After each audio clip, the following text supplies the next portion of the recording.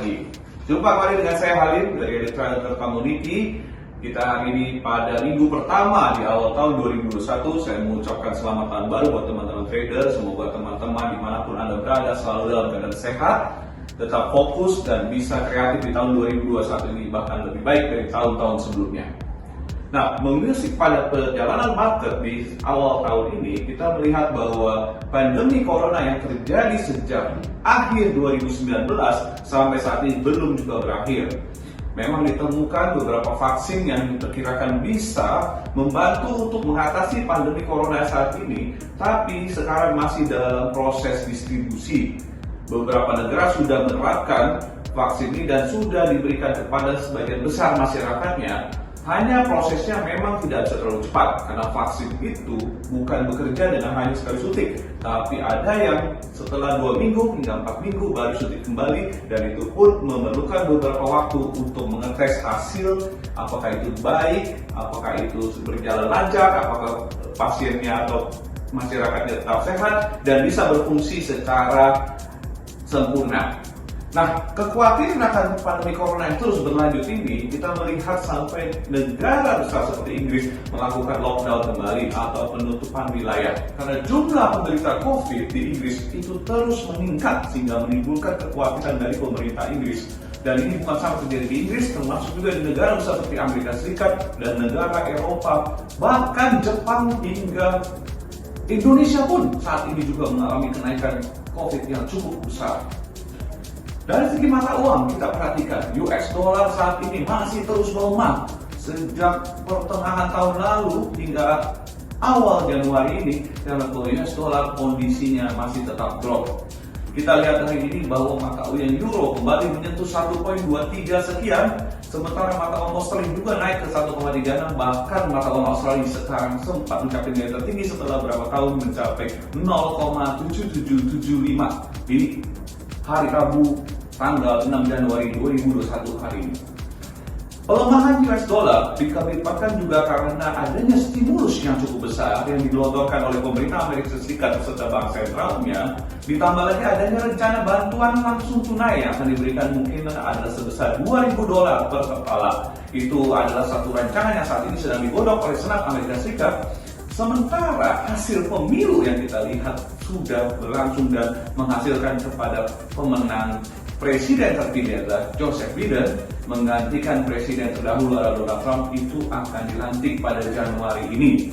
Dan kita akan menunggu hasil dari pengumuman menteri-menteri dan kabinet yang ada dalam pemerintahan Joseph Biden untuk melirik lebih lanjut apa yang dilakukan pemerintah Amerika Serikat terhadap ekonomi yang saat ini boleh dibilang kondisi cukup terpuruk. Kita melihat bahwa saat ini dolar Amerika sangat terpuruk karena apa? Karena tingkat suku bunga sangat rendah dan belum ada rencana untuk kembali menaikkan suku bunga paling tidak dalam jangka 1-2 tahun ke depan. Artinya untuk menaikkan suku bunga diperlukan juga indikator ekonomi yang terus membaik, baik dari segi lapangan kerja yang bertambah, penghasilan yang membaik, tingkat inflasi menaik, bahkan boleh dibilang indikator ekonomi yang akan berjalan di Amerika Serikat itu akan seluruhnya meningkat. Nah, hingga saat ini diperkirakan sampai dengan pertengahan tahun 2021 boleh dibilang sangat sulit untuk US dollar untuk menguat dalam jangka waktu pendek ini. Tapi memang dalam segi ini juga bisa melihat beberapa koreksi karena ada beberapa gejala indikator yang menunjukkan bahwa US dollar dalam kondisi sangat oversold, sehingga koreksi-koreksi kecil mungkin saja terjadi di pasar. Dan selanjutnya dari segi komoditi kita melihat bahwa emas hari ini mencatat nilai tertinggi baru di awal tahun 2021 itu mencapai 1.955. Tapi perlahan-lahan mulai sedikit berkoreksi, tapi potensi untuk naikkan tetap bisa berlanjut hingga mendekati 1965. Nah, kenapa salah satu indikator ini emas ini bisa naik? Salah satunya adalah bahwa di Amerika Serikat saat ini sedang terjadi pemilihan voting ulang kedua di negara bagian Georgia.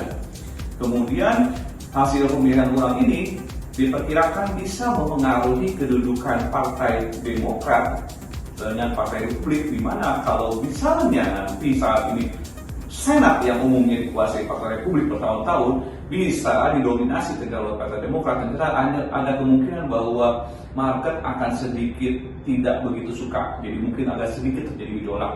Jadi kalau Anda perhatikan saat ini sedang terjadi runoff election di negara bagian Georgia. Nah, ini prosesnya diperkirakan akan memakan 1-2 hari ke depan. Selanjutnya, kalau memperhatikan juga komoditi lain, yang paling mencolok adalah Bitcoin. Mungkin kalau Anda ada trading di blockchain seperti Bitcoin dan Ethereum atau Ripple dan sebagainya, ini hari ini Bitcoin mencatat sejarah rekor dunia baru lagi.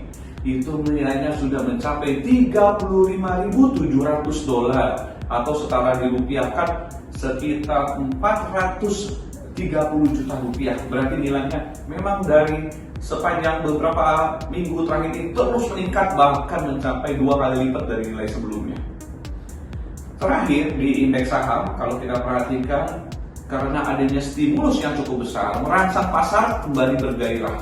Indeks saham pasar Amerika Serikat Dow Jones itu yang terdiri dari 30 perusahaan besar itu mencatat rekor baru tertinggi sepanjang sejarah di angka 30.700 sebelum pelan-pelan terkoreksi karena masalah voting runoff election yang tadi kedua yang saya sebutkan di Georgia tadi, itu sempat terkoreksi, sempat di bawah 30.000, sekarang ada di level 30.200 sekian.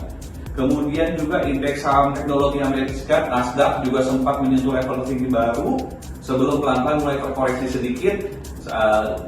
Adanya aksi profit taking maupun juga kekhawatiran akan nilai pasar indeks saham ini yang sudah terlalu tinggi. Indeks saham yang lain-lain pun juga naik demikian tinggi seperti di Nikkei Jepang, kemudian juga di Hang Seng Hong Kong, kemudian di Korea Kospi ini juga terus mencatat rekor baru.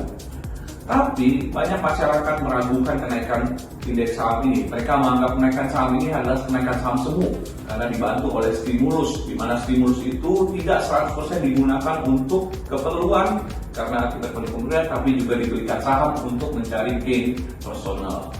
Nah, kita lihat bagaimana masalah pergantian dari pemerintahan Donald Trump ke pemerintahan yang baru Joe Biden, apakah kita bisa melihat bahwa akan ada gejolak lebih besar? Tapi saya yakin di tahun 2021 ini market akan terus berturbulensi tinggi dan terus berfluktuasi. Artinya teman-teman harus tetap fokus, tetap memperhatikan setiap informasi baru di pasar dan tetap aktif untuk trading dan mencari profit di 2021. Terima kasih, saya Daniel Halim dari Hunter Community. Stay focused, keep healthy.